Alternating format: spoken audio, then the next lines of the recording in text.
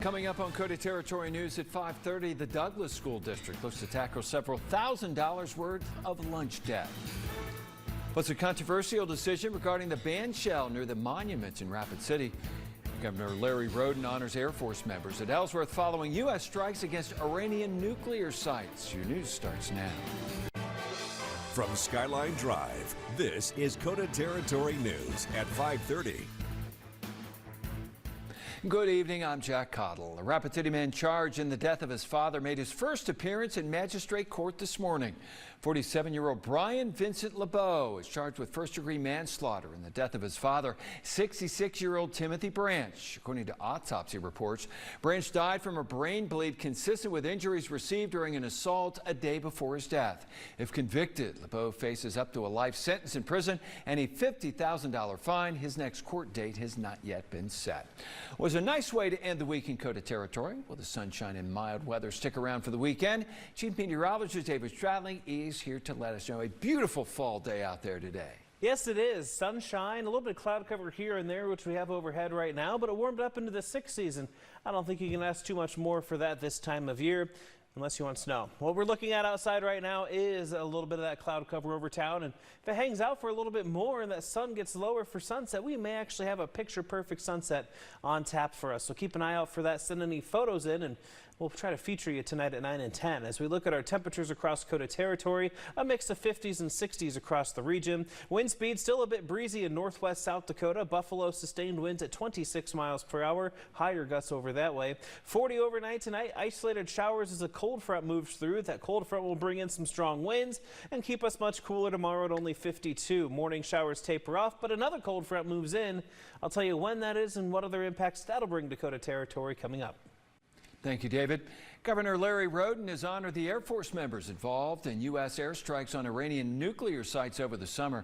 The 89th Attack Squadron, otherwise known as Marauders, carried out more than 175 hours of intelligence, surveillance, and reconnaissance in support of Operation Midnight Hammer. Governor Larry Roden proclaimed today as 89th Squadron Appreciation Day and honored the troops at a ceremony at Ellsworth Air Force Base. As drone operators, it's a totally different a phase, I think, that we're going through in evolution in our military structure, and it's hard to know just what goes through the heads of the people that are involved in that, but their sacrifice and their service was appreciated, and we recognize that today.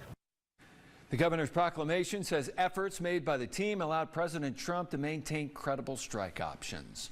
The Spearfish Skate Park grand opening has been pushed back to a later date due to concrete concerns across the entire park, according to the Black Hills Pioneer. The grand opening for the new 8,800 square foot park was scheduled for September 25th, but got pushed back.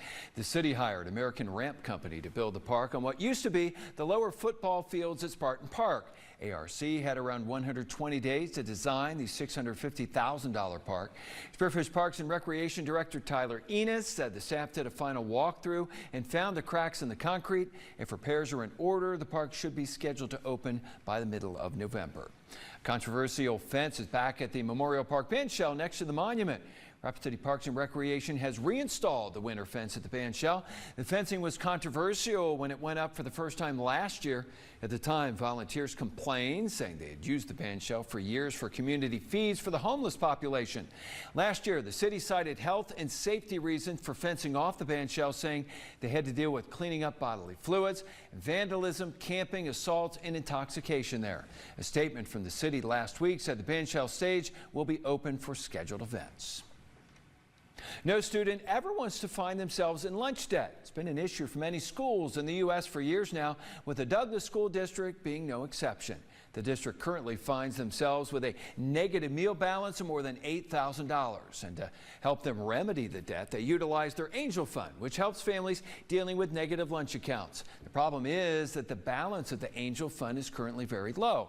The fund is supported by families who move out of the district and decide to give the remaining meal balances to help those in need. Local businesses are also encouraged to provide relief by making group donations.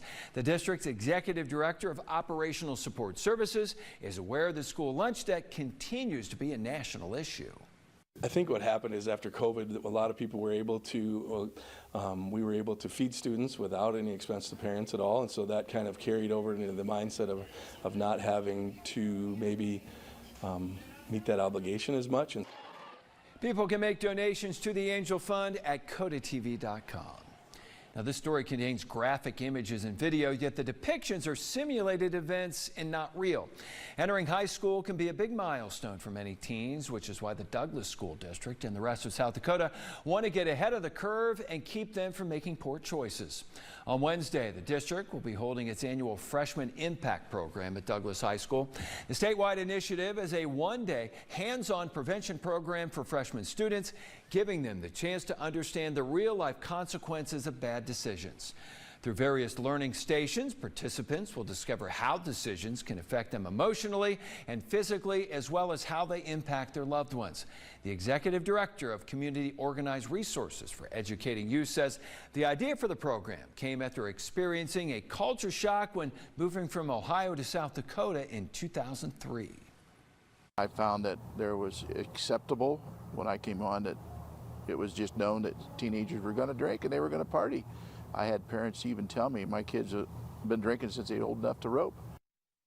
During the one-day session, kids learn about issues ranging from drinking and driving, social media, and teenage violence and dating. Every year throughout the state, McPherson said between 2,000 and 2,500 freshmen participate in the program. Since the initiative's inception 20 years ago, he said the majority of students have evaluated the program as either successful or very successful. And students at Douglas Middle School will be pleased to see that their gym floor is getting a nice makeover. The Douglas School District identified around 3 to 4 years ago that the original gym tile floor was in need of replacement. The middle school has been around since 1991, and the district wants to ensure the safety of its students by replacing the tile with wood, reducing the chances of someone slipping and injuring themselves. The renovation also includes the gym getting new bleachers that will be ADA accessible and the floor getting a new logo. There's a lot of planning that had to be put in place. The PE teachers have alternate locations to teach their classes in. It affects everybody in this building, so to get it completed in the amount of time that they're going to have it done is amazing. The gym upgrade is part of a capital outlay improvement project with a total renovation cost of nearly $280,000. The makeover began last week and Waltman says is expected to be completed in mid-November. Well, we've had some wet weather lately. Will it continue into the weekend? We'll let you know in your accurate First Alert forecast coming up later. But first, we'll introduce you to a local snack vendor in this week's Black Hills Insider. That story is next. Every Friday, KOTA Territory News highlights a local business here in South Dakota. This week, Black Hills Insider went to a place that's a little nutty. Juliana Alford tells us what's popping at the store.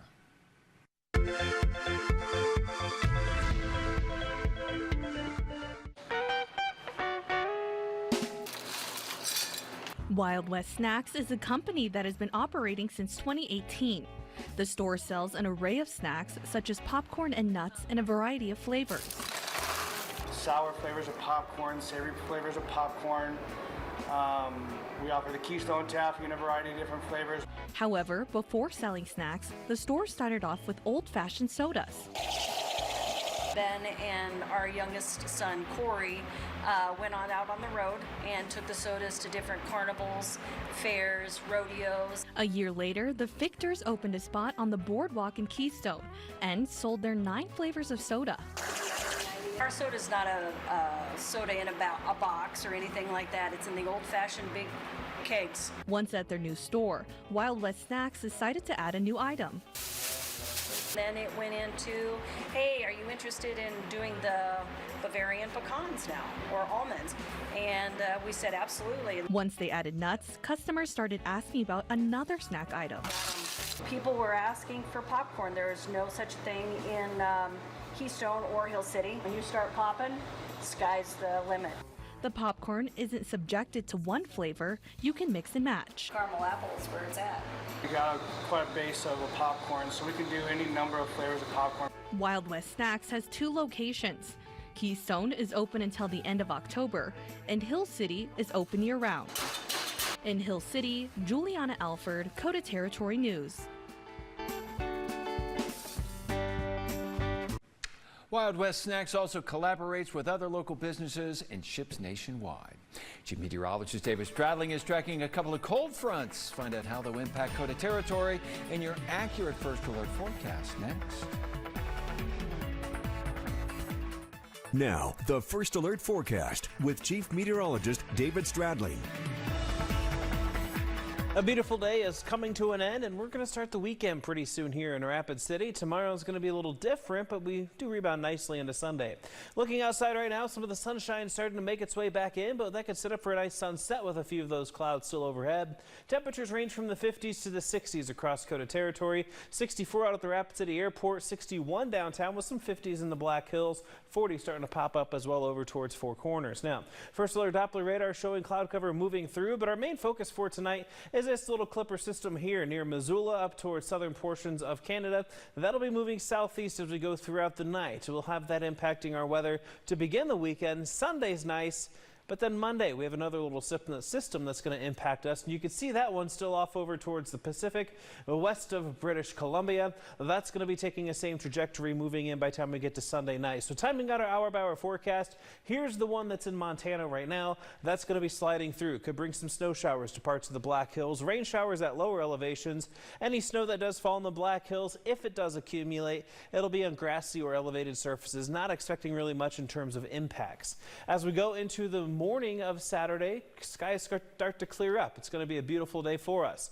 Sunday, mostly sunny, generally a nice day. But that secondary system I pointed out that's still over the Pacific will be moving in towards Sunday evening into the Sheridan and Bighorns area. That'll be sliding through Sunday night into Monday morning. The system's main impacts are going to be wind. You can see that for Saturday, and you can see it again for Monday. Cooler air too, with highs in the 50s both of those days. Sunday, though, in between, it's going to be gorgeous, 72 in downtown Rapid City. A lot of 60s and 70s to close out the weekend. So get out and get ready to enjoy some nice weather for your Sunday. Our wind gusts for Saturday will be picking up, gusting 40 to 50 miles per hour into the morning and middle of the day, slowly weakening into the afternoon. We'll take a break from the wind going into Sunday, maybe a slight breeze into parts of northeast Wyoming, but not too bad. As we go into Sunday, winds will pick back up, especially Sunday night into Monday. We'll have those winds gusting 45, 50 miles per hour or even higher. So we'll be keeping an eye on Monday, likely being the windiest day.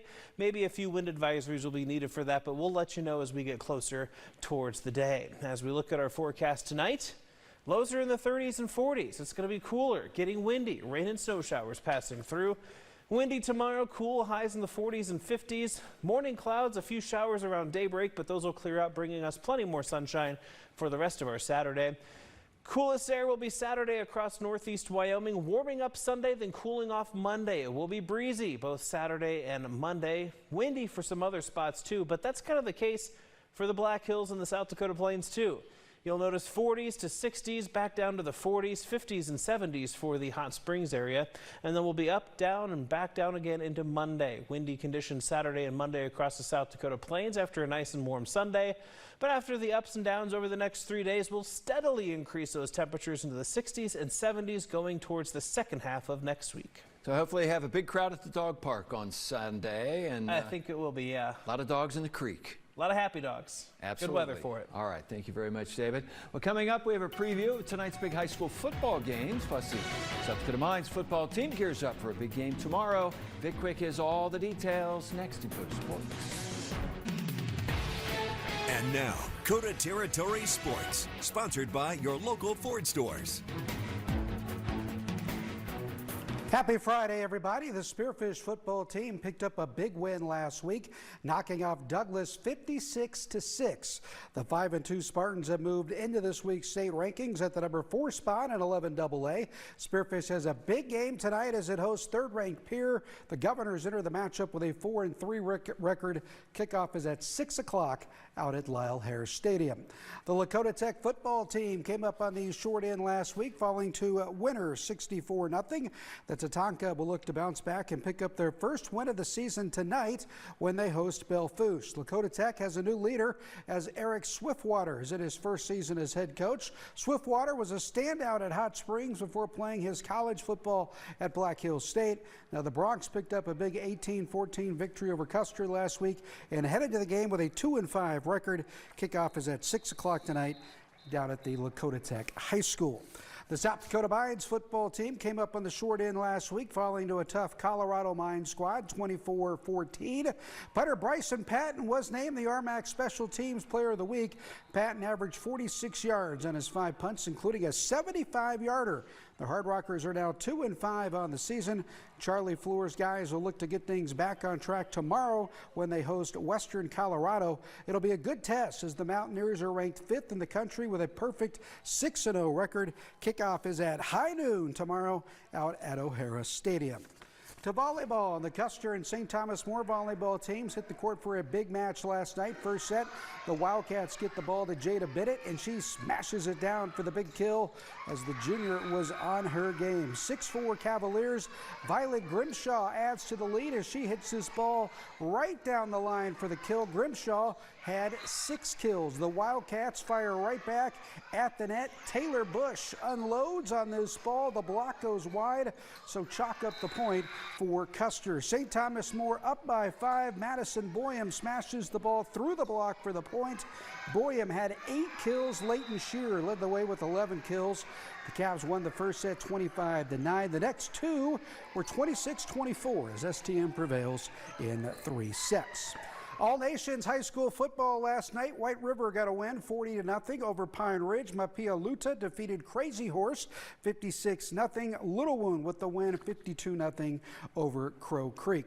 Big night tonight for high school football. A lot of big games in the area. We mentioned that Spearfish game against Pierre. Stevens also at home tonight to take on Sioux Falls O'Gorman. St. Thomas More at home to take on Lee Deadwood. We'll have all your scores and highlights at 9 and 10 o'clock on the Friday night hike. Also tonight over on Fox, you can catch a big college football game, Nebraska taking on Minnesota. That's a look at sports. Well, the dogs are out in Rapid City this weekend with the Rapid City Kennel Club kicking off their annual dog show this morning. Hundreds of dogs of all shapes and sizes, breeds and ages showed off their skills at the all-breed show. Handlers and their furry friends took to the ring for a chance to take home a variety of prizes, including Best of Breed, Best of Winners, and Best in Show. The dogs are judged on everything from their posture and movement to their grooming and behavior. The Rapid City Kennel Club hosts the dog show each year, and participants travel from all over the country to participate in the multi-day event. I've been coming since I was a small child. I actually live in Cheyenne, but I have a ton of family up here, so it's like coming home. Every time I come in here, I've had some of my best wins here. I definitely enjoy all the people, and I get to see family when I come here, so I really enjoy it. The Kennel Club Dog Show runs through Sunday, so you can still head over to see the Best in Show. I could take my dogs down there, enter them in the Jumping on the Judge competition. There you go. They would do very, very well. And tomorrow will be a good day to go. It's not going to be the most ideal day to be outside. Okay. Strong winds, temperatures in the 40s and 50s, but Sunday's the day you're going to want to head outside.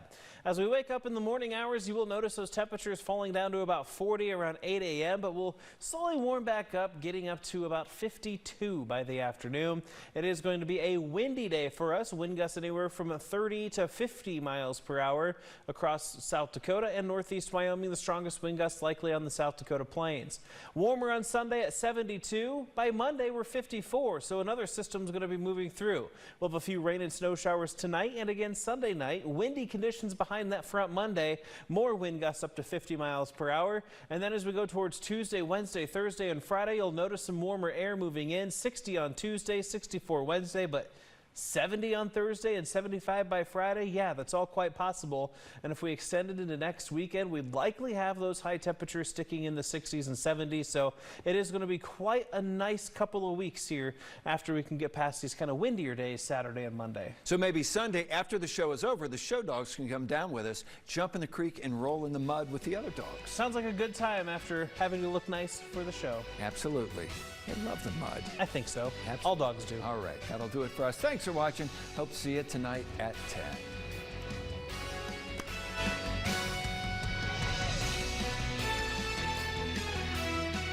Thanks for watching KOTA Territory News, your local news and weather authority.